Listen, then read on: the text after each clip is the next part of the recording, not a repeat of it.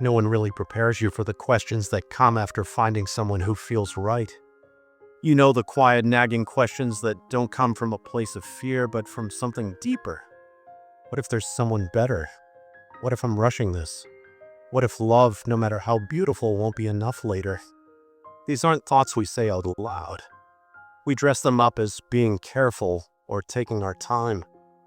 But in reality, we're terrified, not of losing the wrong person, but of choosing the right one, and still wondering if we could have had more. Because sometimes settling down doesn't just mean choosing someone. It means silencing every invisible option you'll never meet and being at peace with it.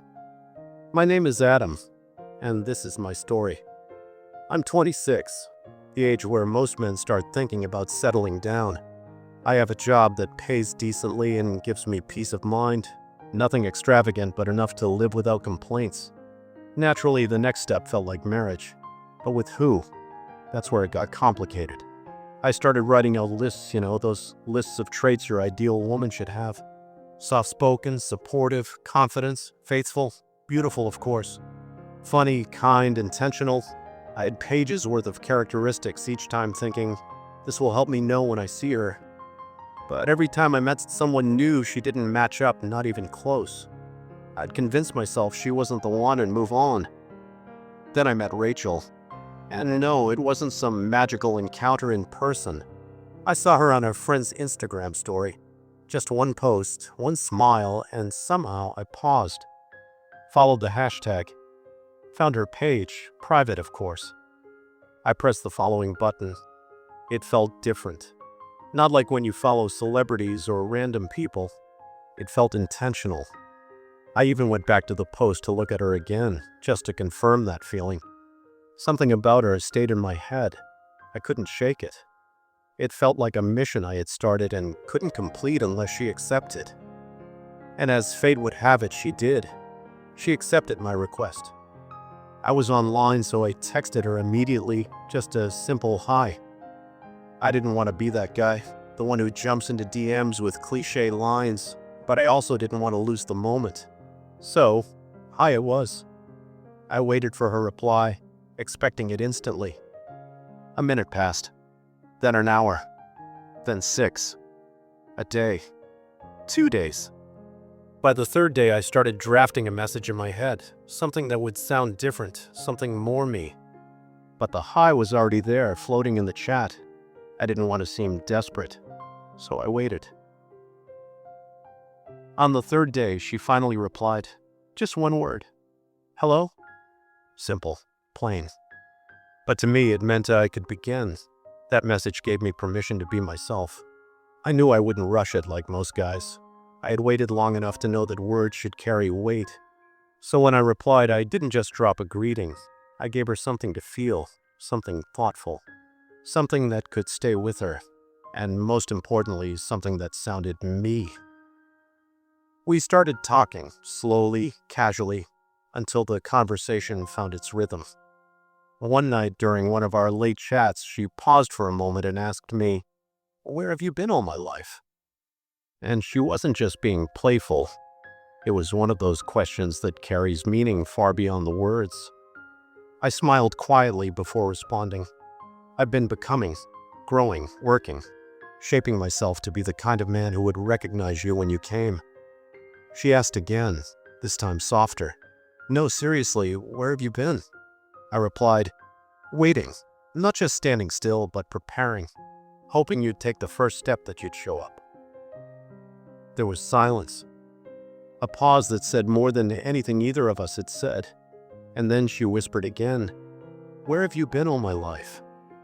And this time I had no clever words, just honesty. I've been in the background of your moments, in the quiet sunrises that brushed your skin, in the whispers the night kept just for you. And now I'm not arriving. I'm finally found. She didn't reply right away after that. Maybe she was thinking, or maybe it hit somewhere deeper than she expected. I didn't mind. Some words aren't meant to be rushed, just felt. The days that followed were quiet but warm. We spoke in small doses, nothing too loud, nothing too heavy. Just calm. You know, that kind of peace that doesn't need to shout to be heard? That's what she was becoming to me. But somewhere in the stillness, the what-ifs began to creep in. Not because she wasn't enough. No, Rachel had a softness that made you want to hold your breath when she spoke. But maybe it was me. Maybe it was the fear of choosing, of closing all other doors, of betting everything on one person. Late at night, I'd stare at the ceiling, asking myself questions I couldn't answer out loud.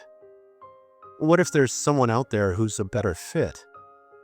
What if this version of love is too quiet? What if I'm mistaking peace for passion?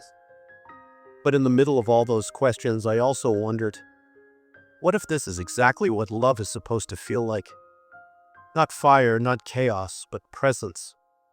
A presence that doesn't demand, but stays. And as our chats turned into calls, and our calls turned into laughs, I began to see her not just as a girl I admired online, but as a woman I could build with. Still, the fear didn't vanish. I just started listening to something else, louder than the fear. Her. We arranged to meet for coffee on a Tuesday evening. It wasn't fancy, just a little corner cafe that knew how to make something warm.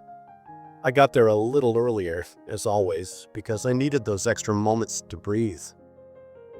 I won't lie, as soon as she stepped in, all those fears came rushing back. My doubts had never actually left. They just went quiet enough for me to pretend they weren't there. But now, with her directly in front of me, everything I thought I had buried came back to the surface. Would choosing her mean closing every other door? Would she be at peace until suddenly, one day, the silence was too loud? I knew where my mind wanted to wander, but I fought it each time. I think my fingers were trembling a bit when I reached for my cup because a small drop of coffee spilt over the edge. I looked up, ready to see if she noticed. Instead, I saw a smile that had waited patiently to meet mine. "Hi," she said, so smooth that my heart was a little unclenched. I cleared my throat and nodded. "Hi, Rachel." Then we slipped into conversation like we were picking up from yesterday. She spoke, I listened, and between her laughter, her quiet pauses, and the way her hands shaped her words, I finally settled it. Because for every doubt, there was a reason underneath. Yes, she spoke softly, but maybe I needed to listen louder. Yes, she had stones in her past that weren't smooth yet, but maybe they were part of her strength. And yes, choosing her meant letting go of some things, but when I looked into her eyes, all the what-ifs found their answer. If it wasn't her, I didn't want to know who it could have been. We left the cafe when the streetlights had already forgotten the time. Our hands didn't touch, but the silence between us wasn't empty anymore. It was filled with something settled, something unspoken but understood. As I walked her to the car, the questions started creeping back in. Not loud this time, but soft, like a whisper trying to remind me of all the reasons I should still be unsure.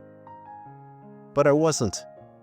Because there she was, laughing lightly at something I said, brushing her scarf from her face, eyes tired but warm. And suddenly all those what-ifs felt small. They weren't gone, no, they may never completely go. But they were quiet now, because this wasn't perfect. But it was real, and real was enough. What if someone better comes? What if I settle too soon? What if I'm missing out? I looked at her, Rachel, and thought, what if she's exactly what I've been missing out on all along? I've asked so many what-ifs in my life, but this one ended with, what if this is home? So I held on to her smile. Not arriving, but finally found.